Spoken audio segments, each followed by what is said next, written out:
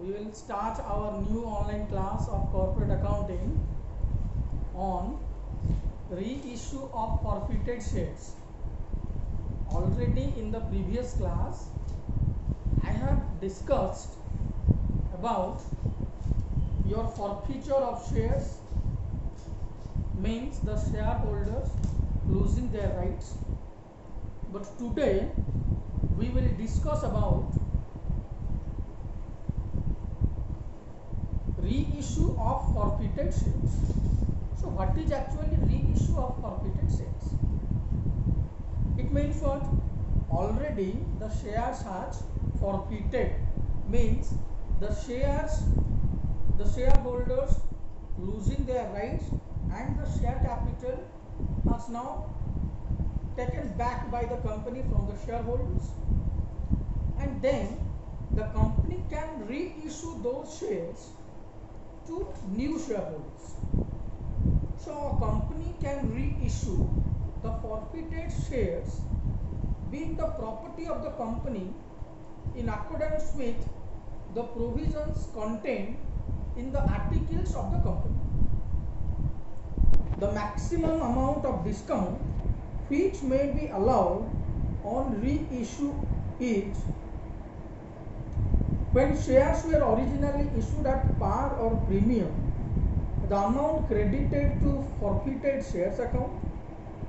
When shares were originally issued at discount, amount credited to forfeited shares account plus the amount of original discount, which is normally not happening today's company's life, because no company can issue shares at a discount originally, but a company can issue shares either at par or at discount.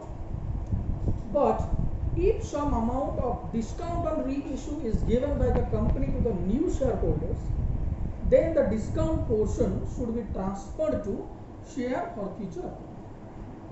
So a forfeited share is merely a share available to the company for sale and remains vested in the company for that purpose only. Reissue of forfeited shares is not allotment of shares but only a sale. Reissue of forfeited share means the company is now selling its existing shares which has been already issued. Now the company is now going to reissue those shares which is in the form of sale. The share after forfeiture in the hands of the company is subject to an obligation to dispose it of. However, the directors are not bound to sell shares forfeited for non-payment of calls as has been decided in the case of a particular case law as stated. In practice, forfeited shares are disposed by auction. These shares can be reissued at any price so long as the total amount received from the original allottee and the second purchaser for those shares is not less than the amount in arrears on those shares. If the shares are reissued at a price which is more than the face value, the excess amount is not payable to the original shareholder. The amount is to be transferred to securities premium account.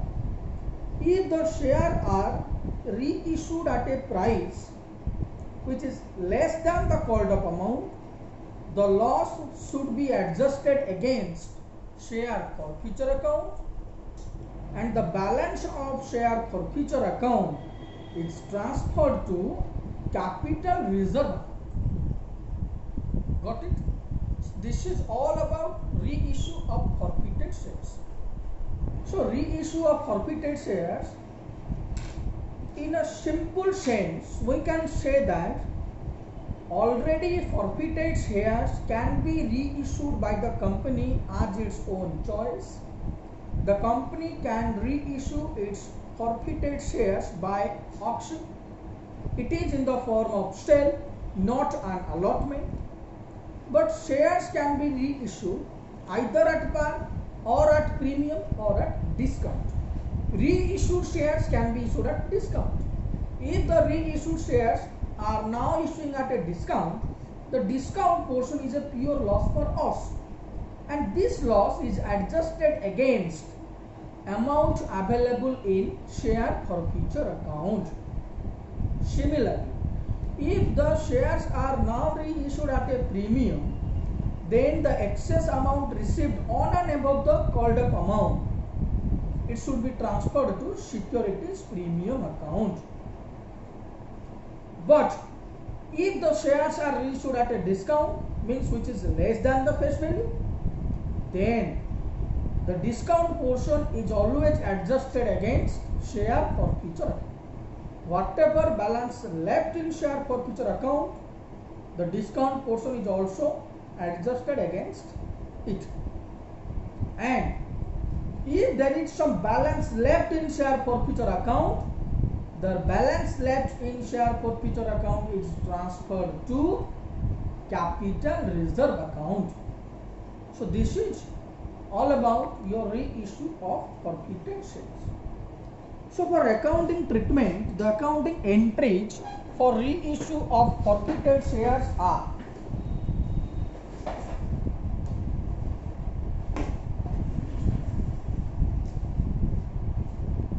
bank account debited,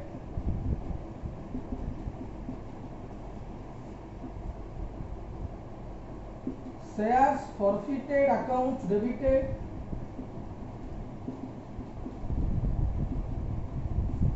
to share capital account, amount to be received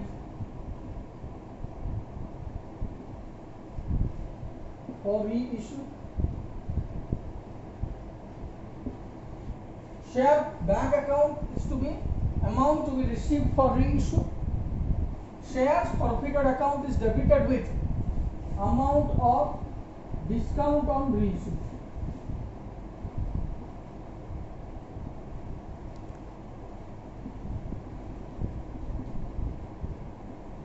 And this is face value. Share capital is always credited with face value. Suppose a company forfeited 100 shares at the rate of 100 means at par, but now company is reissuing those shares at 90 rupees, means reissue price is how much? 90. So bank account should be debited with rupees 90. The loss amount of this 10 rupees discount is always debited with this forfeited account, and share capital is always credited with 100. You see 90 plus 10 equals to also 100. So this is all about your reissue of forfeited shares. At the time of reissue, the amount received by the company is always debited to bank account and should be debited in company's books of accounts. Similarly, amount of discount allowed on reissue should be debited to shares forfeiture account or share forfeited account, and the face value of share capital is always credited to share capital.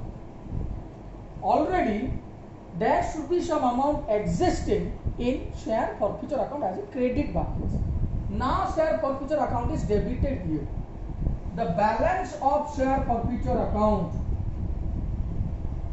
balance of share forfeiture account should be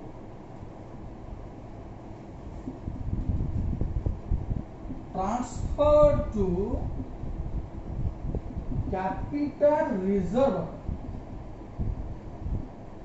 You see, already share forfeiture account has a credit balance. Now share forfeiture is debited with the amount of discount, and the remaining balance of share forfeiture account as a credit balance should be transferred to capital reserve account. So the entry will be share forfeiture account debited to capital reserve account. Balance of share forfeiture account is to be transferred to a separate account known as capital reserve account, and the entry will be share forfeiture account debited to capital reserve account. So this is all about reissue of forfeited shares. Got it?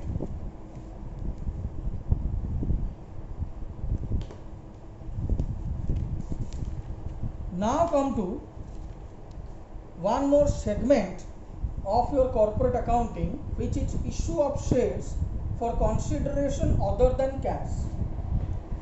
Sometimes for purchasing any asset we are not paying cash.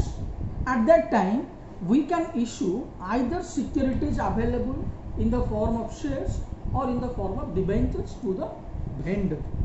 Means suppose we are purchasing a machine, but for purchasing a machine we are not paying cash to the vendor. We are paying either share or debentures for it, and the procedure of making those accounting treatment in the books of the company is called issue of shares for consideration other than cash. So public limited companies generally issue shares for cash and use those cash to buy various types of assets needed in the business. Sometimes, however, a company may issue shares in a direct exchange for land, buildings or other assets. Shares may also be issued in payment of services rendered by the promoters, lawyers in the formation of the company. In the balance sheet, these shares should be shown separately. Within 1 month of allotment, the company must produce before the registrar a written contract of sale of service in respect of which shares have been allotted. So for that, accounting entries for shares issued for consideration other than cash.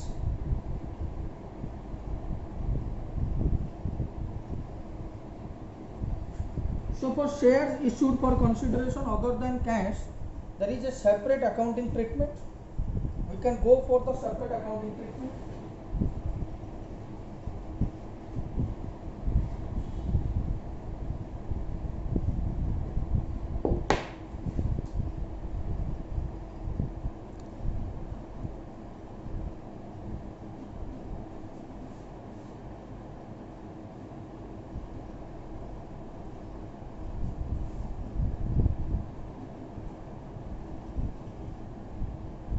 Shares issued for consideration other than cash.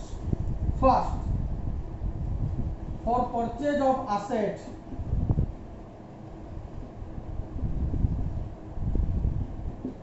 asset account debited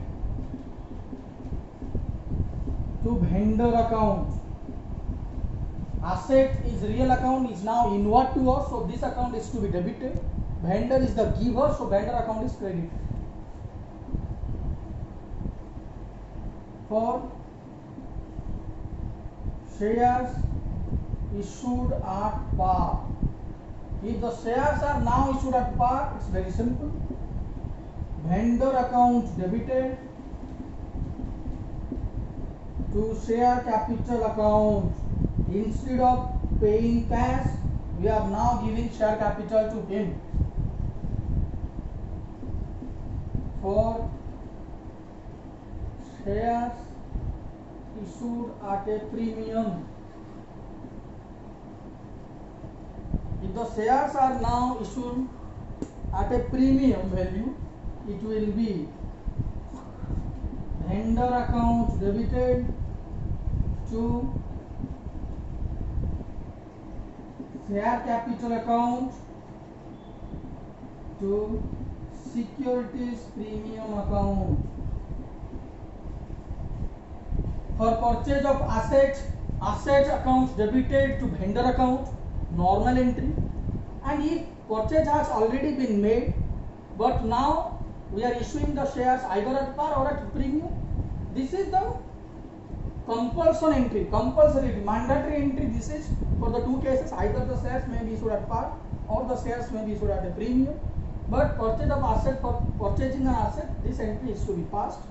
And if the shares are issued at par, then the entry will be vendor account debited to share capital account within the par amount, face value amount.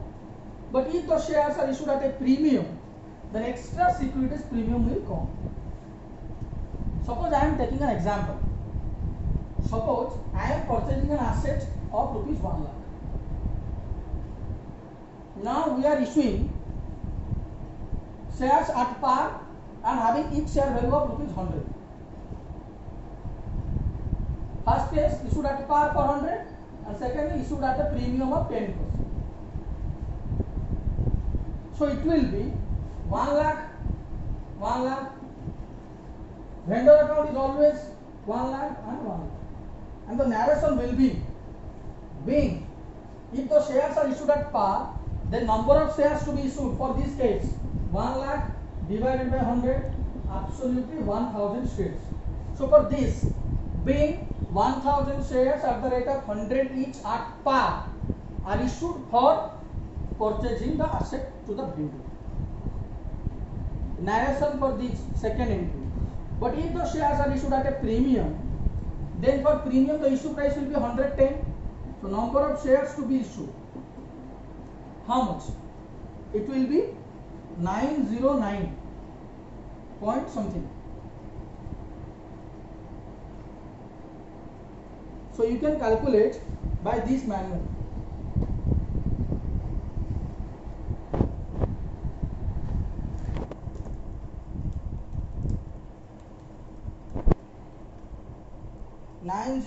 .09. So it will be share capital account 90909 .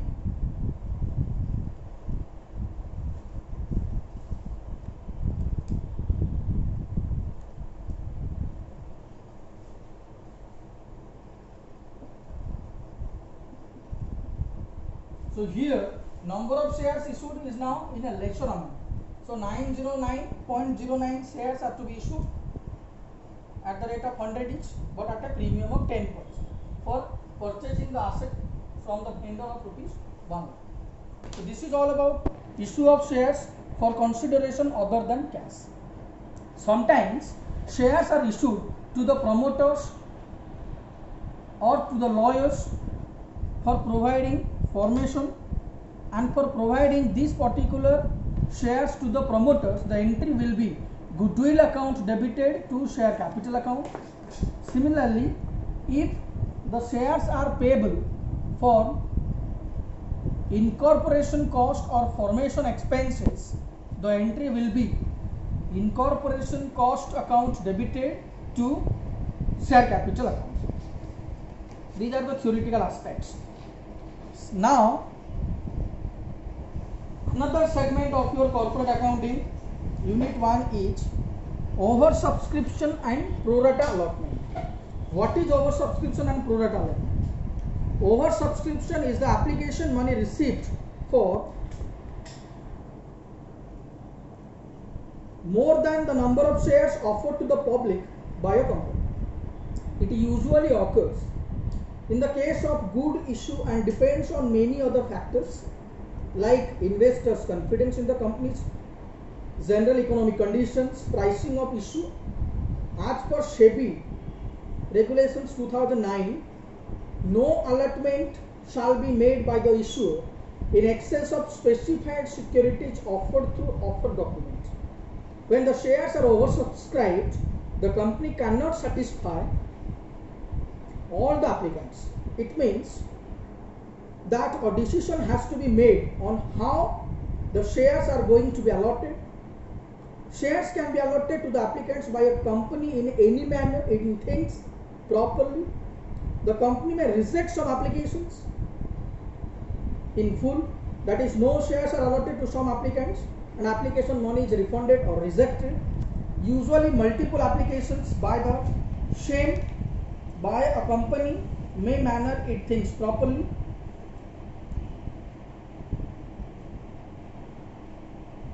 Usually multiple applications by the same persons are not considered.